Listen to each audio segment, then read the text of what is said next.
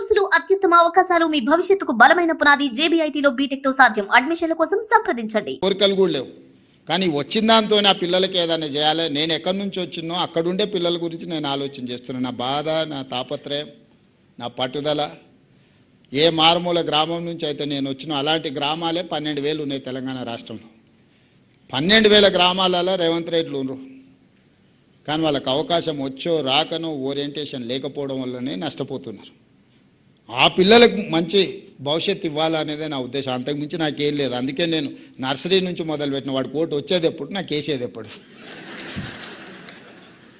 నేనేం ఓట్ల గురించి ఆలోచన చేయట్లేదు మిత్రులారా. నేను బాధ్యత గురించి, చాలామంది అధికారం కోసం కొట్లాడతారు. నేను అధికారం ఎక్కడైతే ఉంటుందో బాధ్యత ఉండాలని నేను భావిస్తా. నేను ఈరోజు నా బాధ్యతను నిర్వహించాలనుకుంటున్నాను. మిమ్మల్ని అందరిని ఫిన్లాండ్ పంపించిన అంటే అది ఒక బాధ్యత అనుకున్నాను. నేను ప్రపంచంలో ఏం జరుగుతున్నాయో, ప్రపంచంతో పోటీ పడాలంటే ప్రపంచంలో ఏముందో మనం తెలుసుకోవాలి కదా.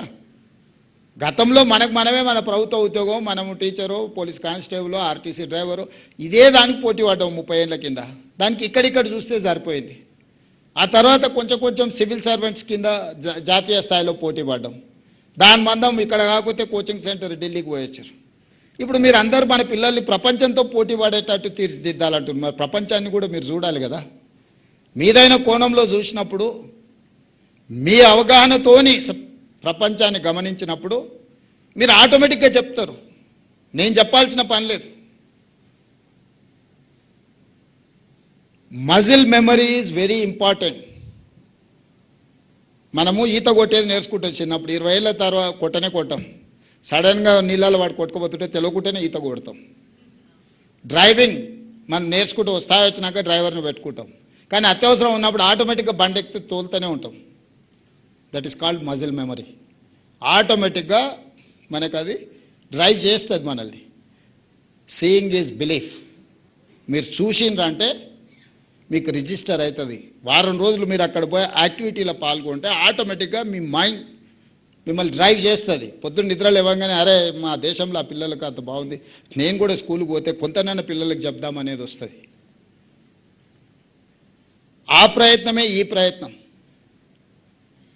అందుకోసమే మిమ్మల్ని అందరిని పిలిచి మీతోని కొంతసేపు సమయం గడిపి మీ ఆలోచనలు విని నా ఆలోచనలు పంచుకొని మనందరం ఇక్కడి నుంచి లేచి బయలుదేరే ముందు దీక్ష తీసుకొని బయలుదేరుతాం. ఈ సమాజానికి, ఈ పిల్లల కోసం ఏదైనా చేద్దాం. ఈ పిల్లలకు చేస్తే వాళ్ళే ఇంకా నెక్స్ట్ ఏం చేయాలని వాళ్ళు చేస్తారు.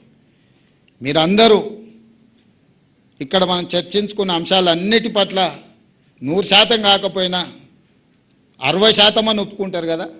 ఒప్పుకుంటారా?